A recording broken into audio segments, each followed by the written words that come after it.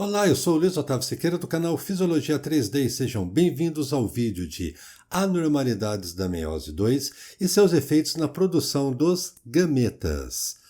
No vídeo anterior, nós falamos a respeito das anormalidades que ocorrem durante a meiose 1. Hoje nós vamos ver o problema na não disjunção da meiose 2.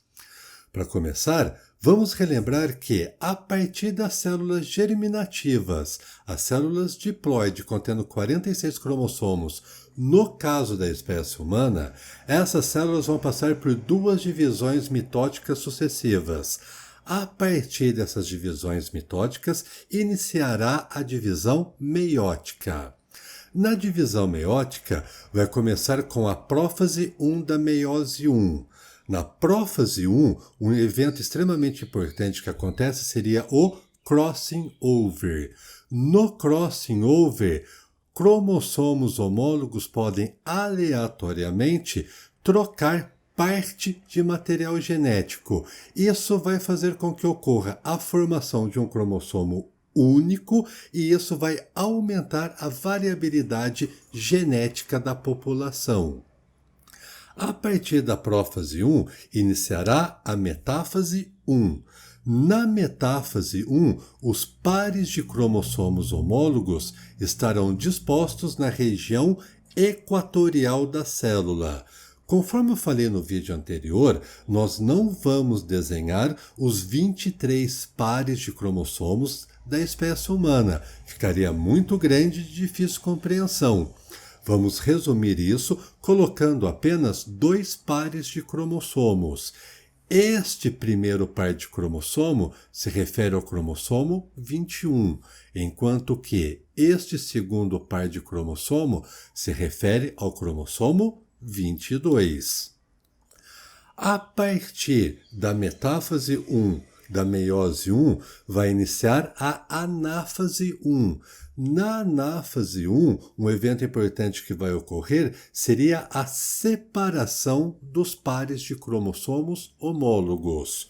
Considerando a espécie humana, 23 cromossomos seria direcionado para um polo da célula, enquanto outros 23 cromossomos seria direcionado para o outro polo da célula. Da anáfase 1, inicia a telófase 1. A telófase 1 é um evento importante que vai permitir a citocinese, a divisão celular. Perceba agora que a partir da divisão celular formará duas células haploides. Neste caso, considerando a espécie humana, sempre considerando a espécie humana, duas células N igual a 23 cromossomos. Isso porque esta metade da célula vai direcionar os cromossomos para essa célula filha que foi formada, enquanto que os cromossomos localizados nessa metade da célula será direcionado para essa outra célula filha que foi formada. Agora nós temos duas células haploides, com a redução pela metade do número de cromossomos. Nisso, nós terminamos a meiose 1. Vamos iniciar agora a meiose 2. Na meiose 2, inicia com a prófase 2 da meiose 2. Na prófase 2 da meiose 2, passa para a metáfase 2. Na metáfase 2, o que nós vamos encontrar? Os cromossomos duplicados na região equatorial da célula. Isso vai fazer com que parte do cromossomo seja direcionado para um polo da célula, enquanto outra parte do cromossomo seja direcionado para outro polo da célula. Isso vai ocorrer por meio da bipartição do centrômero e isso vai permitir, por sua vez, o tracionamento das cromátides irmãs. Essa etapa que eu estou descrevendo para vocês se refere à anáfase 2 da meiose 2. Perceba o que aconteceu. Ocorreu a bipartição do centrômero e, nesta célula embaixo, nós podemos ver que as cromátides irmãs foram tracionadas para a região dos polos da célula. Vamos ver o que vai acontecer na anáfase 2 nessa outra célula. Perceba que nesta célula ocorreu um erro, uma falha no tracionamento das cromátides irmãs. Vejamos isso. No cromossomo 21, olha o que aconteceu. Ambas cromátides irmãs foram tracionadas para um polo da célula. Já considerando o cromossomo 22, a divisão foi feita corretamente. Uma cromátide irmã em um polo da célula, enquanto que a outra cromátide irmã está em outro polo da célula. A partir de agora, nós vamos ter atenção no cromossomo 21. Nós vamos ver qual será a consequência deste erro na divisão das cromátides irmãs. Lembrando, ambas as cromátides irmãs do cromossomo 21 foram tracionadas para um polo da célula. Vamos ver o que vai resultar isso. A partir da anáfase 2 da meiose 2, iniciará a telófase 2. E como nós já sabemos, a telófase 2 vai preparar as células para a citocinese, a divisão celular. Vamos ver primeiramente o que ocorre nesta primeira célula. Após a citocinese, nós vamos ter a origem em duas outras células filhas.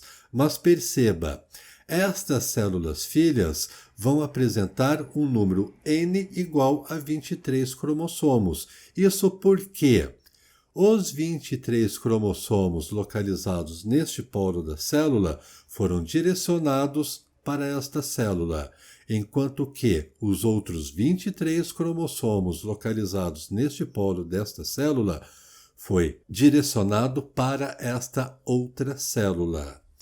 Já na célula onde apresentou um problema na não disjunção do cromossomo 21, vamos ver o que vai acontecer.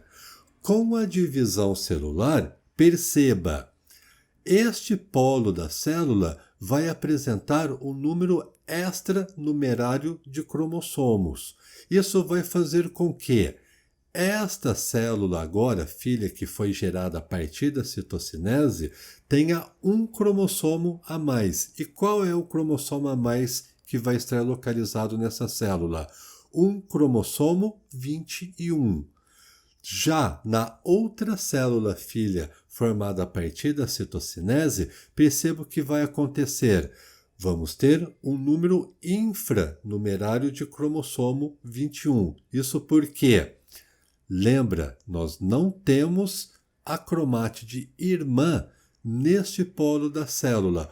Ocorreu o problema da não disjunção do cromossomo 21 e as duas cromátides irmãs foram direcionadas para um único polo da célula. Olha o que vai acontecer então a partir da telófase 2. Nós vamos ter uma probabilidade da formação de gametas anormal. Vejamos, 2 gametas formados vão apresentar um número N igual a 23 cromossomos. Um gameta vai apresentar um número extra de cromossomos, formando então um gameta com N igual a 24 cromossomos.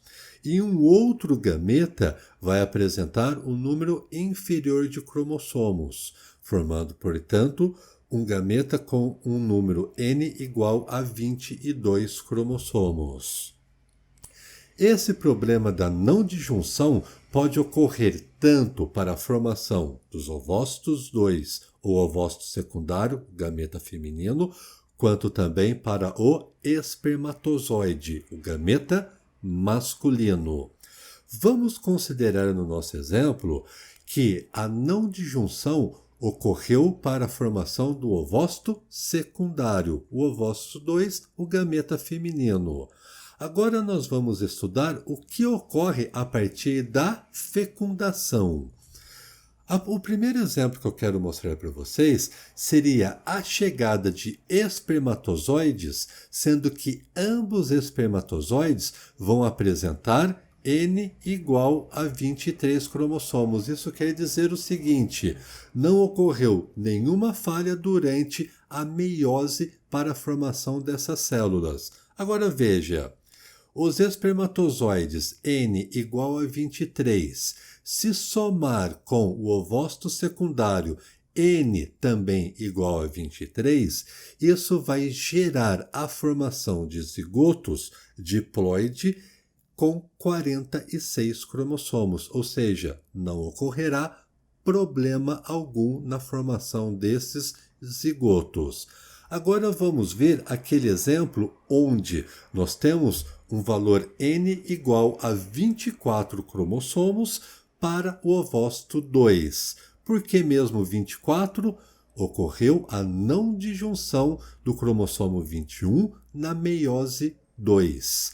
Isso fez com que esta célula apresentasse 2 cromossomos 21, considerando também que esse espermatozoide passou por uma meiose normal, portanto, N igual a 23 cromossomos, a fecundação vai fazer com que ocorra a formação de um zigoto com um número a mais de cromossomo. Isso porque mesmo a célula já apresentava 2 cromossomos 21.